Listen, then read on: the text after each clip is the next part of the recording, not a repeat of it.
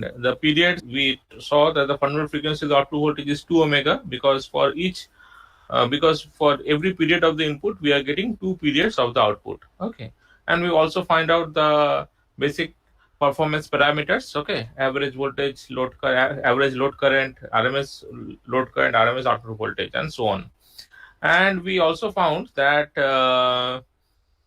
if means we found out that the full wave rectifier sinusoidal voltage across the load can be expressed by this equation, where we are seeing that we have a DC term. Okay, where we are seeing that we have a DC term, and what we are having, and we are having even harmonics. And so what we can say that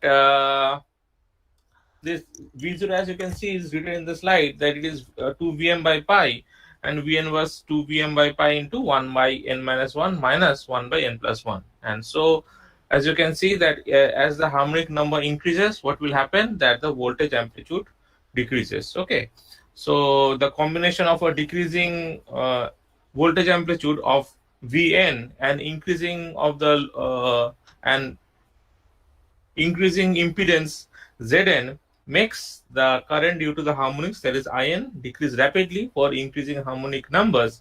And therefore what we can say that the DC term and only a few, if any, of the AC terms are usually necessary to describe the current in a RL load. And we also saw that when the inductance is very large, then what we can get, so if the inductor impedance is very large, okay, if the inductance impedance is very large, as you can see, if the inductance impedance is very large, then the current will be nearly a DC current. Okay, the current that will be essentially the load current is essentially will be a DC current, as you can see from the figure. Now let us talk about the single phase full diode rectifier with bridge configuration with an RLE load, means when a EMF is present in the circuit. So let us see the figure. I hope everybody can see the figure here. Okay, so this is the typical figure. This is the typical RLE load that we are talking about. Okay, now whenever this switch S is turned on, then what is happening? Let us see. Okay, so whenever this switch S is turned on, at the positive going, okay, so as you can see, whenever this switch S is turned on at the positive going zero crossing of Vi, at the positive going zero crossing of Vi, see, no current will be flowing in the circuit till this Vi is actually crossing this E value. Okay, this is the E value. So this is the E value, as you can see. So no current will be flowing to the circuit till the Vi crosses the E at point A. Okay. Now beyond this point, what we can see that beyond this point A, D1 and D2. Okay, D1 and D2 are forward biased by this V1, and current starts increasing. As you can see that the current is starting to increase. Okay, and the current starts increasing through these diodes, okay, till the point B, where again what is happening till the point B. At this point, what is happening? At this point, see that after this point, basically Vi is falling below the magnitude of the battery, or it is falling below the EMF E. Okay, and what is happening? So correspondingly, the output current I0 starts decreasing, as you can see here. Okay, the output current I0 is starting to decrease. Okay, now depending upon the values of R, L, and E, three situations may arise. Okay, depending upon the value of R, L, E, three situations may arise. What are the three situations? Number one is that I0 may become 0 before the negative going zero crossing of Vi at point C. I0 may continue to flow beyond point C. I0 may continue to flow beyond point C, but what can happen? But it may become 0 before the point D. And the third condition or situation that may arise is that I0 may still be non-zero at point D. Okay, so what it is written here, as you can see, that it is written that it should be noted if I0 is greater than 0, either D1, D2 or D3, D4 must conduct. Okay, and if I0 is greater than 0 at point C, if I0 is greater than 0 at this particular point, the negative going input voltage, as you can understand, that the negative going input voltage Vi reverse biases D1 and D2, and the current I0, okay, after this point C, and the current I0 commutes to D3 and D4. Okay, so commutes to D3 and D4 as can be shown from this diagram. Okay, from this conduction diagram. Now what we are seeing is that the current I0, let us see here. Okay, so what we are seeing, that the current I0, this is the current I0. Okay, so the current I0 is continues to decrease. So after Vi is less than B, less than our EMF E at point B, see I0 starts to decrease. Okay, and it continues to decrease up to point D, up to this point. Okay, and it continues to decrease up to the point D, beyond which it again rises. Okay, it again increases. Why? Because here again see D3 and D4 as being is now conducting, because the current has been because the current commutes to D3 and D4. So again the I0 will be will start to rise. So the mode that is shown here, actually what we can see is that in this mode of conduction, I0 always remain greater than 0. Okay, see here I0 is always I0 always remains greater than 0, and this mode of conduction is known as our continuous conduction mode of operation of the rectifier. Okay, this mode of operation where the I0 or the output load current always remains greater than 0, this mode of operation is known as our continuous conduction mode of operation of the rectifier. And the other two where we're talking that the I0 was going to 0, this two is known as our discontinuous. Okay, this two is known as our discontinuous mode of operation or discontinuous conduction mode of operation of the rectifier. Okay, we'll be talking about it later in the slides. Now, as you can see that on the right hand side, so this is our omega t equal to 0. So see here, this is omega t equal to 0. Okay, so on the right hand side of omega t equal to 0, the steady state of the rectifier under continuous conduction mode is shown. Okay, the steady state of the rectifier under continuous conduction mode is shown to the right of omega t equal to 0. Okay, to the right of omega t equal to 0. Now, what we have to do is that we have to find out the our I0 value or I1 value. Okay, so finding out the characterizing quantities for I1 will be difficult owing to its complicated waveform, as can be seen from this particular waveform. Okay, as can be seen from this particular waveform. Okay, the finding out the current I0 would be means I would be very different. This is the input current. Please remember, this is the input current waveform. Okay, the input current waveform. Okay, so what we'll be doing is that we since this waveform is much complicated, so considerable simplification is achieved by how, as you can see, considerable simplification is achieved by replacing the actual I0 waveform by its average value. So how the average value is taken, as you can see, if this is the exact one, if this is the exact one, this is the exact, so this is the approximation value that has been taken. Okay, this is the approximated value that has been taken. Okay, so Now, obviously, we have to find out the expression for our I0. So let us find this one out. Okay. So the analytical expressions for I0 and hence I1 can be obtained as follows. Obviously, we'll be starting from we'll be using only the steady state conditions. So we are taking from 0 less than equal to less than omega t less than equal to up to pi. Okay. So we are taking from here 0 less than omega t less than equal to up to our pi condition. Okay. Up to our pi condition. Okay. So let us see then. Okay.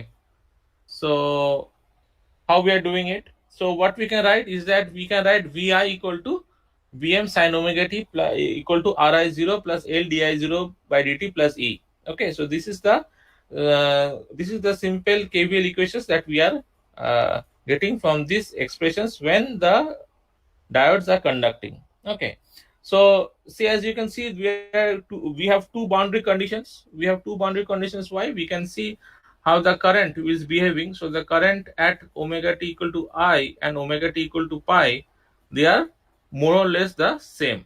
Okay, they are more or less the same.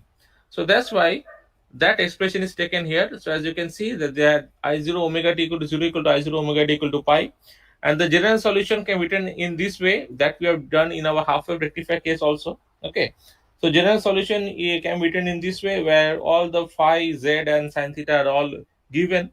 Then we have to find out the expression for this I0. Okay, so from the boundary condition we are using the boundary condition, these two boundary condition, and we are equating them. And after equating this equation, we will be getting the expression of I0 to be, as you can see, we are getting the expression of I0 to be equal to Vm by Z into 2 sin phi by 1 minus e to the power minus pi by tan phi. Okay. So we will be putting this expression of I0 in this expression of our load current. Okay. And the total current I0 can be expressed as by this particular expression. Okay, this is the particular expression which can express our total current. Okay, so from which now from this expression again we can find out the condition for continuous conduction. So for continuous conduction, I0 has to be greater than equal to 0 for all 0 less than omega t less than equal to pi. Hence, what we can say, I0 minimum is greater than equal to 0, or I0 omega t equal to theta has to be greater than equal to 0. Okay, so omega t equal to theta, so omega t equal to theta has to be greater than equal to 0. Okay, and if that is the case, then again, see, this is the value of omega t equal to theta. Okay, again, that is the case, then if we apply those boundary conditions in this particular expression of I0, so we are getting this expression. So in this expression, if the parameters of R, L and E is such that the left hand side of the equation is less than the right hand side, then the conduction of the rectifier becomes discontinuous. Okay, then the conduction of the rectifier becomes discontinuous. That is, the load current becomes 0 for a part of the input cycle. তার মানে এখান থেকে একটা জিনিস clear হচ্ছে that we have to make that we are always trying that if it is if the rectifier is operating in the continuous conduction mode, then the current or the load current should not be equal to 0. So the next obviously objective is to find out for our discontinuous mode of operation. So let us see this one. So we are talking about our discontinuous mode of operation. As you can see that in the discontinuous mode of operation, okay, so in this discontinuous mode of operation, okay, what we have assumed that D1 or D2 are not forward biased till V1 exceed E at omega t equal to theta. As you can see, at omega t equal to theta, V1 is exceeding or Vi is exceeding our E. Okay, so till this time, what was happening till this time, D1 and D2 are not conducting. As you can see, the hashed line, because D1 and D2 are not conducting. Okay, so since D1 and D2 is not conducting, consequently no current is flowing. As you can see here, consequently no current is flowing. Okay, so when D1 and D2 starts to conduct, why? Because because now the Vi is greater than E. So what will happen? So as you can see that the current will start to increase. So here the current is starting to increase. Okay. So at omega t equal to theta, the load is connected. As you can see, at omega t equal to theta, the load is connected to the input source through this D1 and D2, and I0 is starting to build up. Okay. Now beyond omega t equal to pi minus theta, beyond omega t equal to pi minus theta, what is happening? As you can see that I0 starts decreasing. Okay. So as you can see here that I0 is starting to decrease. Just forgive me for this bad drawing. I hope you can understand that.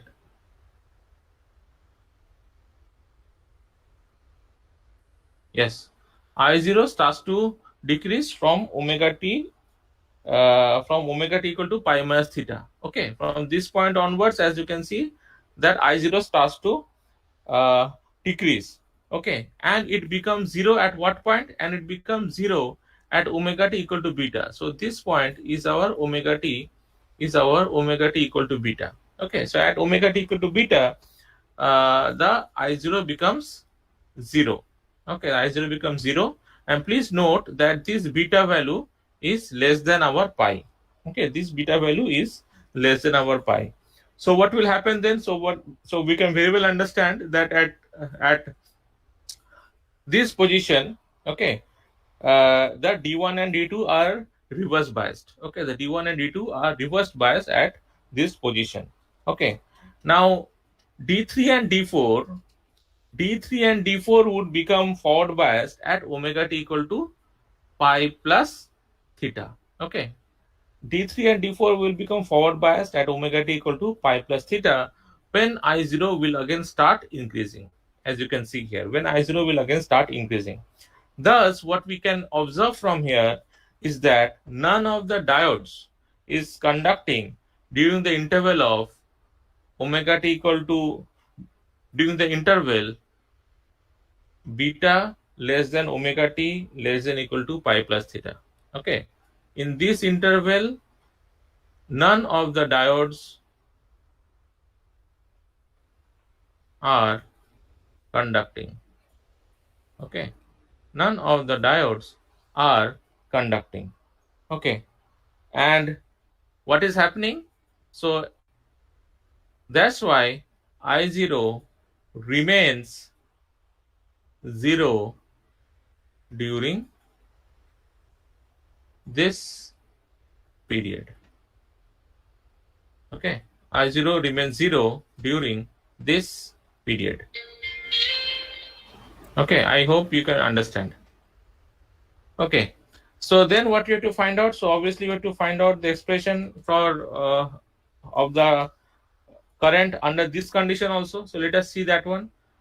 So now we are finding out the expression of current of the load current I0 for our discontinuous mode of operation. Okay, so let us see. So from our discussion, what we can write for 0 less than omega t less than equal to beta less than equal to pi, we have taken V0 equal to Vm sin omega t. So I1 is also equal to 0. So for pi less than pi plus theta less than omega t less than equal to pi plus beta, okay, what we can write, V0 is equal to minus Vm sin omega t. Okay, so basically we're talking about from our pi plus, we are talking from this position, that is pi plus theta. Okay, we are talking about pi plus theta, which is less than omega t.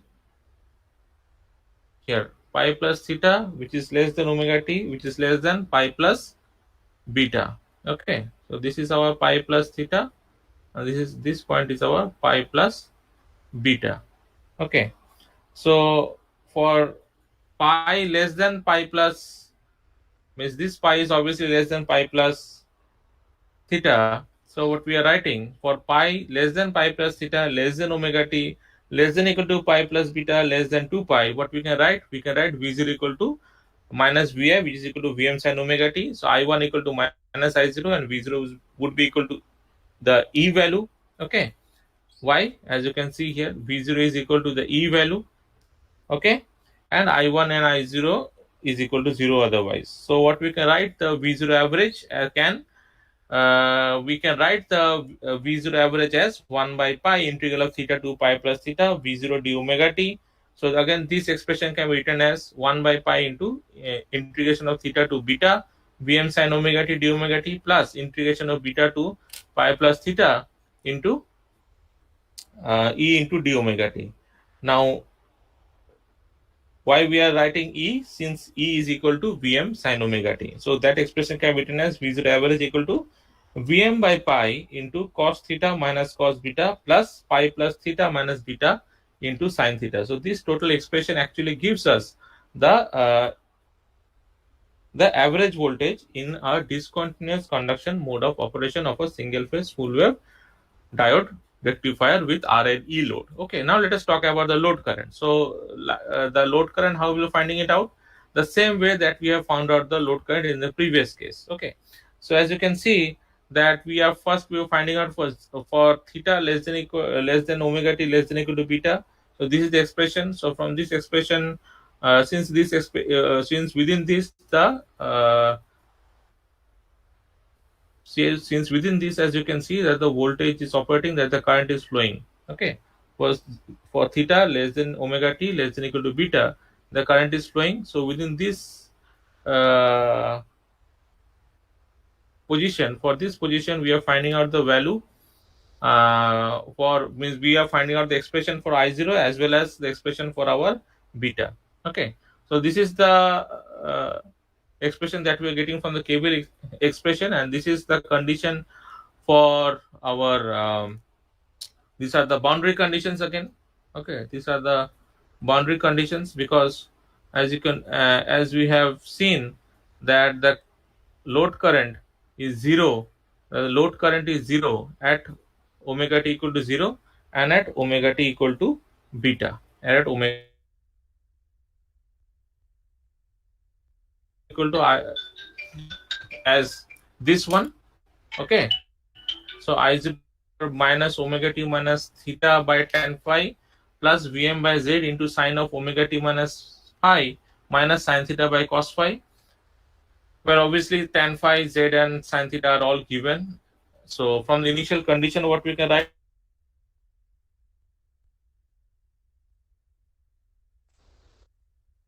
and we are putting this expression of capital I0 here, and using that we will be getting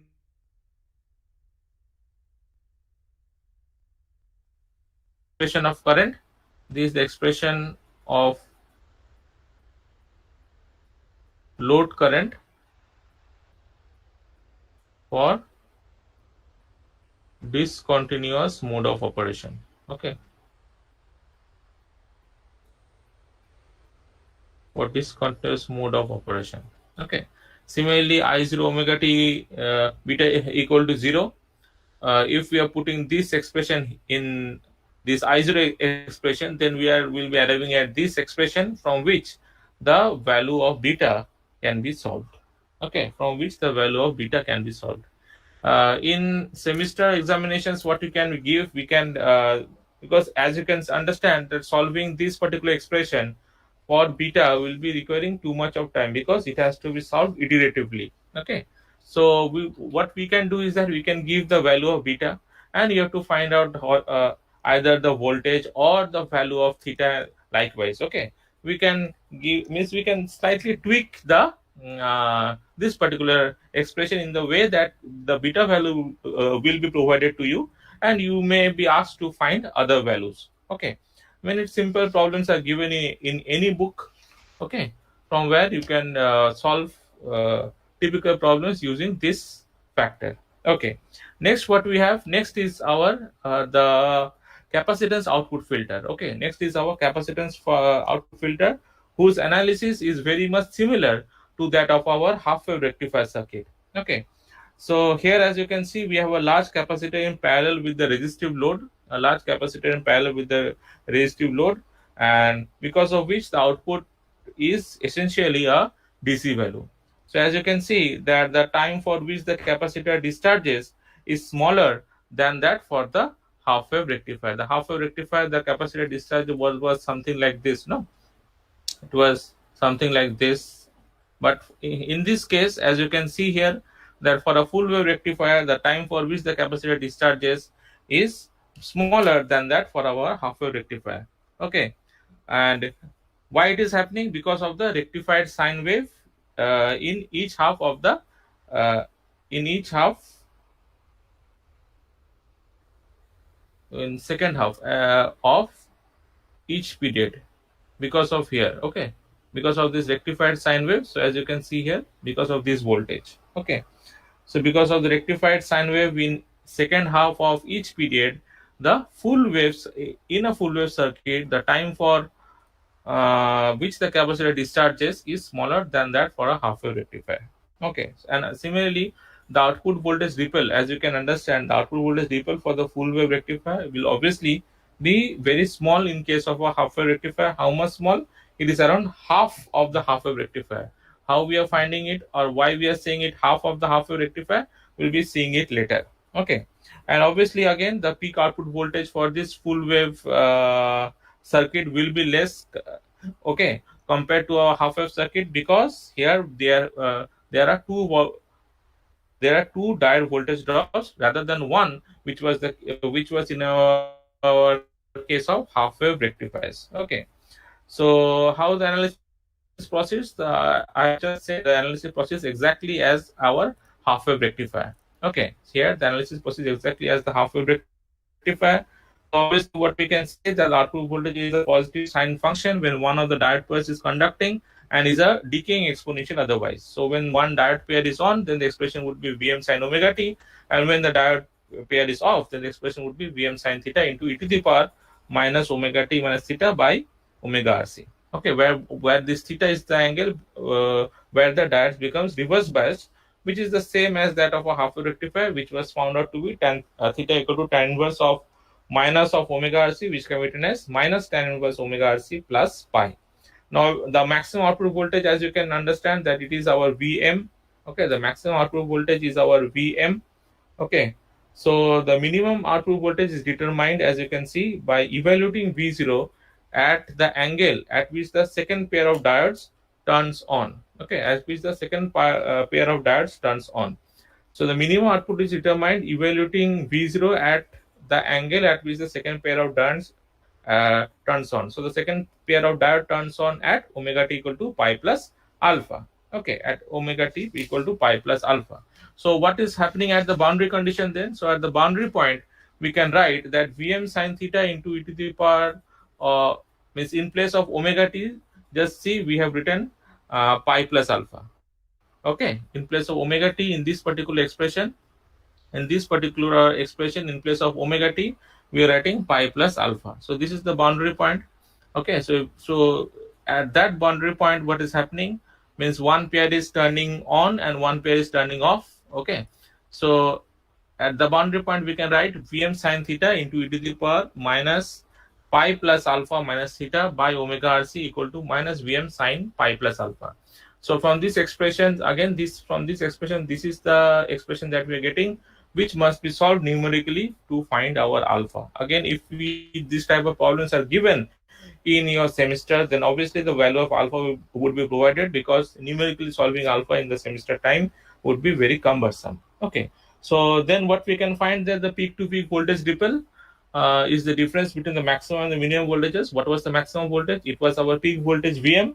And what is the minimum voltage? It is our Vm sin pi plus alpha. That is Vm pi sin plus alpha is the voltage at this particular point. Okay, that is our Vm sin pi plus alpha. Okay, there is the voltage at this particular point. Okay, so if that is the case, so we are getting delta V0 equal to Vm into 1 minus sin alpha. So again, see, this equation for voltage variation is the same as we have got for our half wave rectifier. But for a full wave rectifier, this alpha value is quite large and the ripple is smaller for a given load. Okay, the capacitor equations, capacitor currents we have described in our half wave rectifier. The capacitor currents are described by the same equations as we have got for our half wave rectifiers. Now let us talk about this particular expression. Now when we are in practical circuits, what we are seeing is that this omega RC is much greater than pi. If this omega RC is much greater than pi, then we can say that this theta is actually is more or less equal to pi by 2.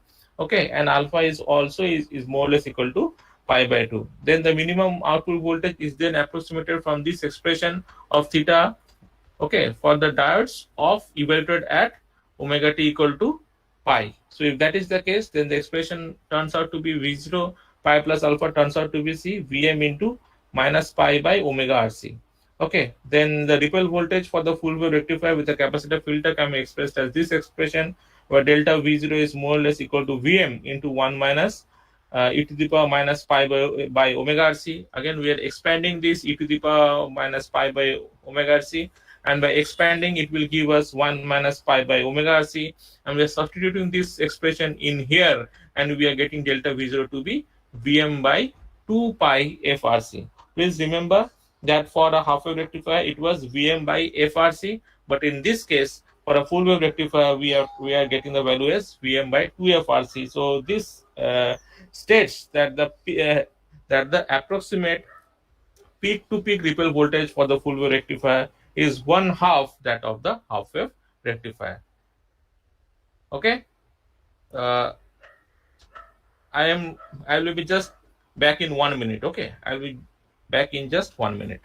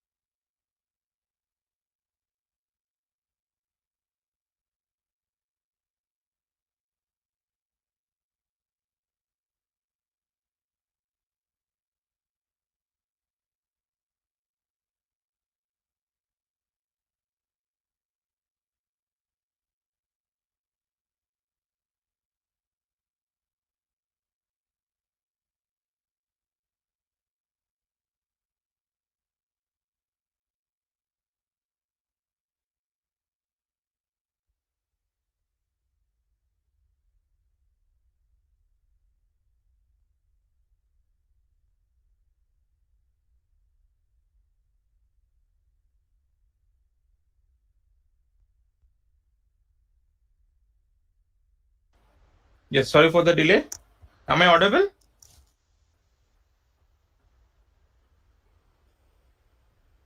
Yes, sir. Okay.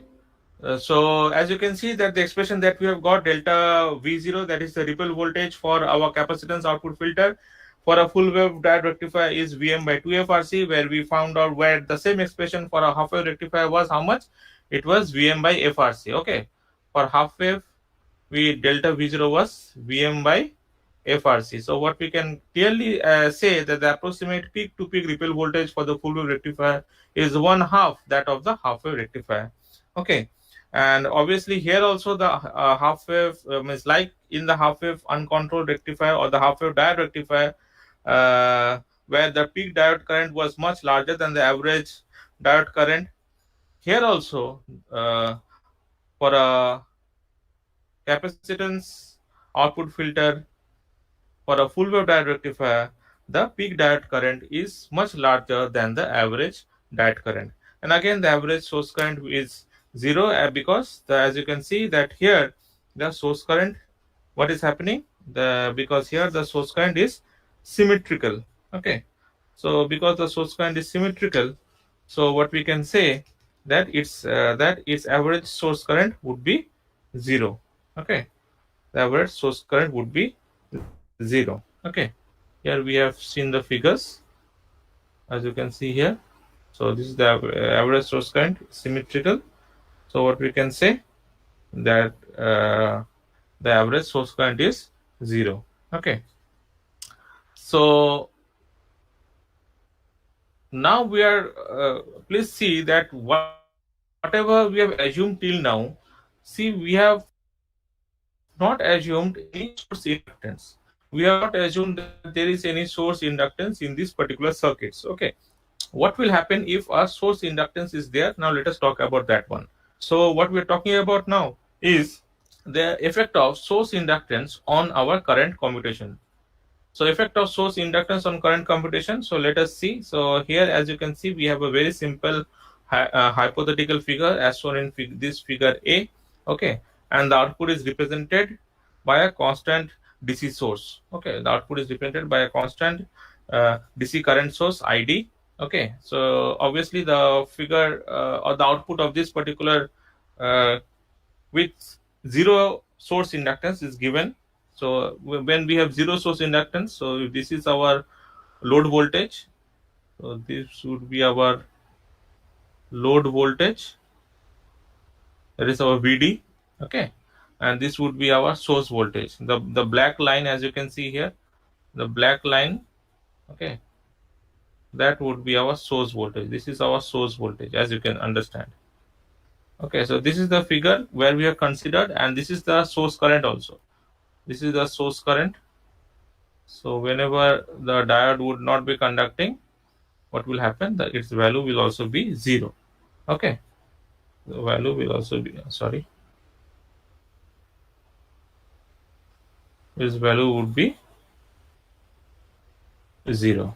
Okay, but this is considering that this figure is having with LS equal to 0, that is no source induction. Okay, now if there is source induction, then what will happen? Let us see the next figure. So as you can see here, so this is the typical figure of the circuit during our commutation process. So what we have assumed? We have assumed that prior to omega 0, omega t equal to 0, the voltage Vs is negative. Okay, voltage Vs is negative, and therefore what will happen, that the current ID is circulating. So current ID is circulating, okay, through D2. Okay, so the current ID is circulating through D2 with our VD, as you can see, with VD equal to 0, as you can see here, VD equal to 0, and our source current IS equal to 0. So this is the first assumption that we have made, that prior to omega t equal to 0, Vs is negative, and the current ID is circulating through D2 and VD equal to 0, and the source current IS equal to 0. So now what happens? So when Vs becomes positive at omega t equal to 0, that is when omega t equal to 0, Vs becomes positive, then what will happen? Then obviously when Vs becomes 0, it will forward bias the diode D1, correct? As you can see here, when our Vs is in the positive half, when Vs becomes positive at omega t equal to 0, then this diode will become forward biased, then diode D1 begins to conduct. Okay, so when diode D1 begins to conduct, as you can see here, it is written. So what will happen, that the when diode D1 is conducting, at this instant, please remember that D2 is also conducting. Okay, so what is happening is that with the finite value of this inductance, there is a buildup of the source current Is. Okay, there is a buildup of the source current Is. Okay, so how the buildup is occurring, let us see. So when diode D1 is when diode D1 begins to conduct, please remember at this point D2 is also conducting. So what is happening is that D2 is providing a short circuit path through which this current Is can build up. Okay, so what will happen? So what is the expression here? So ID2 will be equal to actually ID minus Is. Okay, so therefore as Is builds up to a value of ID during the commutation interval of omega t equal to u, what will happen during a commutation interval of omega t equal to u? ID2 would be positive, okay, and D2 will be conducting in this particular circuit. I'm again repeating, when D1 begins to conduct, at that instant, since D2 is also conducting, So D2 is providing a short circuit path through which the current IS can build up. Therefore, as IS builds up to a value of ID, as IS builds up to a value of ID during the commutation interval of omega t equal to u, in this means within this time interval omega t equal to u, ID2 is positive, okay, and D2 conducts, okay, as shown in the circuit, okay, and D2 conducts as shown in the circuit, okay. So obviously what will happen that the current is, this current is cannot exceed, this current is cannot exceed the current id, okay. So since the current is cannot exceed id, since it will result in negative value of id2, and which is not possible, so as a consequence what will happen, as a consequence the diode d2 will be stopping conduction at omega t equal to u. So at omega t equal to u, as you can see here, at omega t equal to u, that the diode D2 is stopping conduction, okay. So the diode D2 is stopping conduction at omega t equal to u, and obviously the waveforms can be plotted in this way. So in this way, as you can see, this was the voltage at omega t equal to u, diode D2 stops conducting, and the output voltage will be getting something like this, okay. And this is the source current, and this is the buildup of is that is happening. This is the buildup of is that is happening, that of which we are talking about, okay. This is from omega t equal to 0 to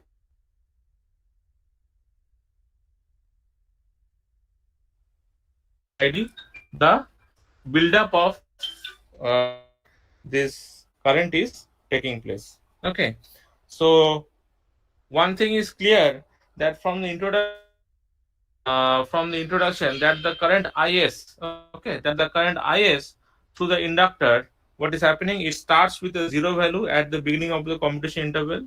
So it starts with a zero value here at the beginning of the commutation interval, and ends up with a value of id, and ends up with a value of id, okay, and ends up with a value of id, okay, at the end. Therefore, to obtain the length of the commutation interval u, so we are trying to find out this length, okay, we are trying to find out this commutation interval length u, okay. We have to consider the inductor equation. Now during the commutation interval, the input AC voltage appears as a current commutation voltage across the inductor, okay. During the input AC voltage, during the commutation interval, the input AC voltage appears as a current commutation voltage across the inductor. So what we can write the expression as, we can here, as you can see here, okay, that the input voltage appears as a current commutation voltage across the inductor. So we can write the VL expression as, so we can write the VL as root over 2 into Vs sin omega t equal to Ls into dis by dt, 0 less than omega t less than u. So the above equation can be written as root over 2 into Vs into sin omega t d omega t, which is equal to omega into Ls dis, okay. This is the case, then what we have to do, we have to integrate both sides of this equation 2, and we have to recognize that is is going from 0 to id, is is going from 0 to id during the commutation interval from 0 to u. So during the commutation interval of 0 to u, is is going from 0 to id. So if that is the case, then we can write the exponents as like this way, integral of we can write the exponential in this way, integral of 0 to u root over 2 into Vs sin omega t d omega t, which is equal to omega Ls into 0 to id dis. So this expression gives us omega into Ls into id, okay. And from equation 3, then what we can cite in this particular expression, that the left hand side is the integral of the inductor voltage, okay. This is the integral of the inductor voltage VL during the commutation interval. This is the integral of the inductor voltage, VL during the commutation interval, and the above voltage integral is the same as the volt radian AU. So we can write the volt radian area AU as equal to integral of 0 to u root over 2 Vs sin omega t into d omega t. So this comes out to be root over 2 into Vs 1 minus cos u. So from this expression, and we can, if you're comparing equation 3 and 4, so from this expression we can write cos u is equal to 1 minus omega ls id by root over 2 into Vs. So, but this particular expression or this particular equation 6 confirms that with the increase of this ls, there is the source inductance and the current and id, that is the current, the commutation interval u, it will increase and it will decrease with increase of the voltage Vs. Okay, so what we can infer from this particular expression, that the that finite commutation interval, we can infer that the finite commutation interval reduces the average value of the output voltage. Okay, it will reduce the average value of the output voltage. Now we have done this for a half wave rectifier. We can bring the same knowledge for our full wave rectifier case also. So here we have a single phase diode rectifier. Okay, so the two, as you can see, prior to omega t equal to 0, again the same, we are assuming that prior to omega t equal to 0, the diodes D3 and D4, diodes D3 and D4 are conducting ID and the current and the source current ID actually, okay, or the load current ID. Okay, so prior to omega t equal to 0, is was equal to minus id. Okay, and subsequent to t equal to 0, what is happening? Vs is becoming positive. So diodes d1 and d2 should be conducting now because they are becoming forward biased. Okay, so as you can see, at the instant when diodes d1 and d2 are conducting, and d3 and d4 is also conducting, is shown in this figure f. So this figure f is during the commutation interval. So as you can see here, two commutation currents IU are equal based on the assumptions of identical diodes. So we are seeing here two commutation currents IU, and the values are assumed to be same on the assumption of identical diodes. And this circuit, as you can see, that in this circuit, all four diodes is conducting during the commutation interval, and therefore our VD is equal to 0. Okay, and all four diodes are conducting during the commutation interval, and therefore the output voltage VD is 0. Okay, the output voltage VD is 0. So we can express the diode currents and the line currents during the commutation interval. How we can express it?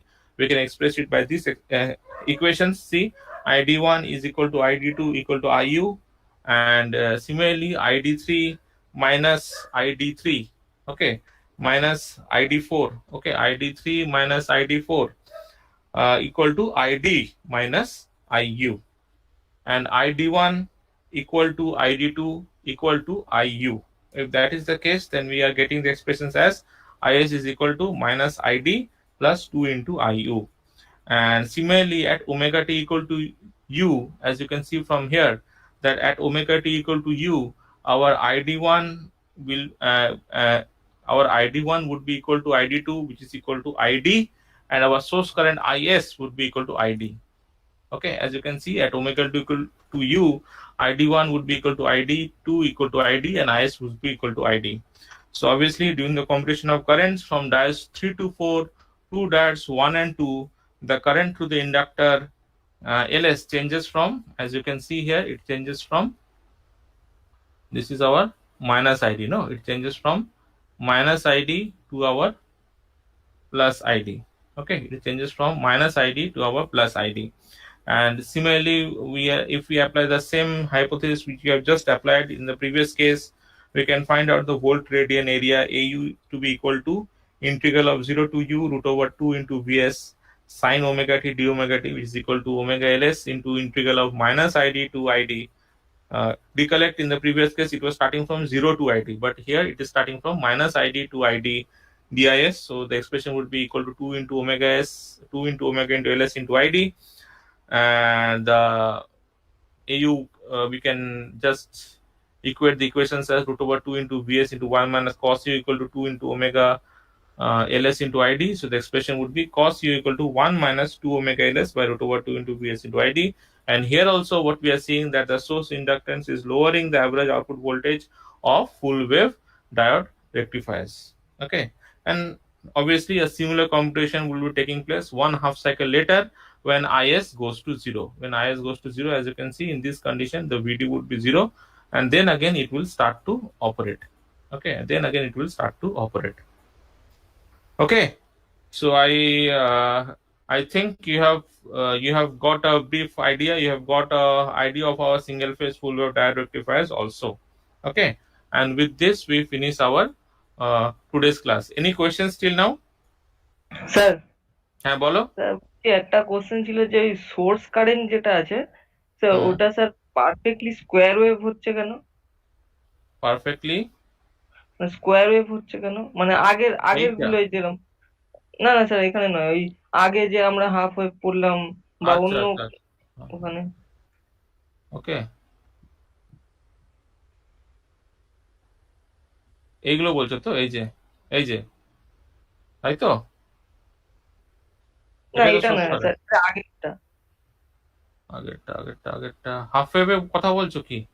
না half wave বা মানে আমরা যখন ওই source কারেন্টটা নিয়ে যখন আমরা ওয়েভ ফর্মটা নিই তখন স্যার এইটা আমরা, তো? এইটা হ্যাঁ এইটা স্যার এইটা হ্যাঁ স্যার হ্যাঁ, এটাই। এইটা সোর্স কারেন্টটা আমরা এটা কখন হচ্ছে? যখন আমরা কি বলছি, যখন ইন্ডাকটেন্সটা খুব বেশি, ঠিক আছে? ইন্ডাকটেন্সের জন্য ওমেগা এল ফ্যাক্টরটা আসছে তো। ওকে, ইন্ডাকটেন্সটা যদি খুব বেশি ধরা হয়, খুব হাই ধরা হয়, ঠিক আছে, তাহলে what will happen that the inductive impedance, আমরা কি অ্যাজিউম করছি আমি লিখে দিচ্ছি এটা, we are assuming that the inductive impedance for the AC terms in the Fourier series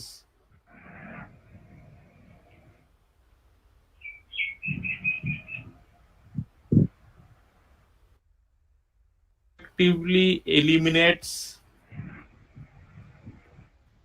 the AC current terms in the load. Okay, the inductive Okay. impedance for the AC terms in the Fourier series effectively eliminates the inductive current, effectively eliminates the AC current terms in the load. তাই যদি হয় তাহলে load কারেন্টটা কি হবে?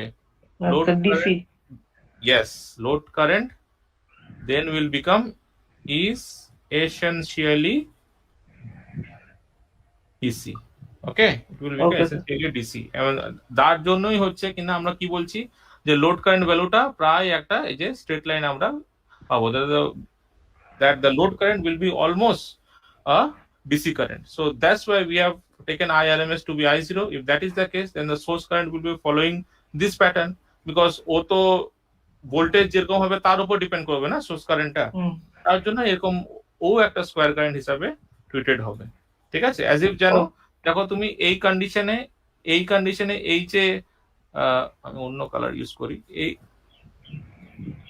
এই যে D1 এ D2 conduct করছে, পরের যখন VS টা নেগেটিভ হয়ে যাচ্ছে তখন তোমার D3 আর D4 টা কন্ডাক্ট করছে, তাহলে এই দুটোকে কম্বাইন করলে তুমি কি পাবে? তুমি একটা স্ট্রেট লাইনই পাবে। হ্যাঁ স্যার। ঠিক আছে, তুমি স্ট্রেট লাইনই পাবে। তো এইটাকে ডিপেন্ড করছে হচ্ছে আমার সোর্স কারেন্ট। এইটা মনে রাখবে, যে কোনো ফিগার ইলেকট্রনিক্সে অনেক জায়গায় তুমি এরকম ফিগার পাবে যেখানে হট করে এরকম একটা স্কোয়ার ওয়েভ চলে আসছে, তো বুঝে রাখবে ওটা অ্যাজিউম করেই নেওয়া হয়েছে, যেখানে ইন্ডাকটিভ ভ্যালুটা as you can see here written here omega L, inductive that the load inductance is taken to be relatively large compared to the resistance. Okay. Okay sir. Okay, so thank you everybody. Any questions? আর কোনো questions আছে? আমি যা যা পড়ালাম তোমরা সেটা net মোহন বইয়ে পেয়ে যাবে। ওকে, বিশেষ করে শেষ এফেক্টিভ সোর্স ক্যাপাসিটেন্সটা, এই এফেক্টিভ সোর্স ইন্ডাকটেন্সটা, এই পোর্শনটা তোমরা পুরোপুরি নেট মোহন থেকে তোমরা পেয়ে যাবে, নেট মোহন ইলেকট্রনিক্স বুক। এই পোর্শনটা তোমরা যে কোনো ইলেকট্রনিক্স বুকেই পেয়ে যাবে, ক্যাপাসিটেন্স আউটপুট ফিল্টারটা। আর এই পোর্শনটা তোমরা এনপিটিএল এর যে কোনো একটা ওয়েবসাইট থেকে, মানে ইলেকট্রনিক্সের যে কোনো একটা লেকচার থেকে তোমরা পেয়ে যেতে পারো। ঠিক আছে, আর তোমরা একটা যদি হয়তো মানে খেয়াল করনি, আমি যখন আমরা লোড ইন্ডাকটেন্স করছিলাম আমি বারবার বলছিলাম ভিএম √2 ইন্টু ভিএম। ওকে, খেয়াল করে দেখো এখানে √2 into VS sine omega t. √2 into VS মানে কি? আমরা √2 ইন্টু ভিএস মানে হচ্ছে বেসিক্যালি হচ্ছে ভিএম। ওকে, সো ভিএমটাকে অনেক বইয়ে কিন্তু ভিএম না লিখে ওরা √2 ইন্টু ভিএস ও লিখে থাকে, সেটা একটু মনে রাখো। ঠিক আছে, অনেক বইয়ে ওরা ভিএম মানে VM sine omega t, VM মানে কি √2 × VS, তাই তো? পিক ভোল্টেজটা কি √2 × the VS। So that is the case. So অনেক সময় কিন্তু আমার এইভাবেও কিন্তু লেখা থাকে। So √2 × VS sin omega t and VM sin omega t are the same thing, where VM is actually √2 × VS. Please remember this one. In many books it is written in this way also. Okay, do not confuse yourself. ঠিক আছে, আমি বইয়ের নামগুলো দিয়ে দিচ্ছি এখানে, তোমরা এই বইগুলো থেকে ফলো করলেই এই পোর্শনটা তোমরা পেরে যাবে। I hope there is no questions. Okay. So in the next class, we're talking about our three-phase diode rectifiers, diode rectifier by three-phase uncontrolled rectifier, and after that, we'll be jumping straight to our controlled rectifiers. A very important part where we are talking about our controlled rectifiers. Okay. So thank you, everybody. You may leave the class.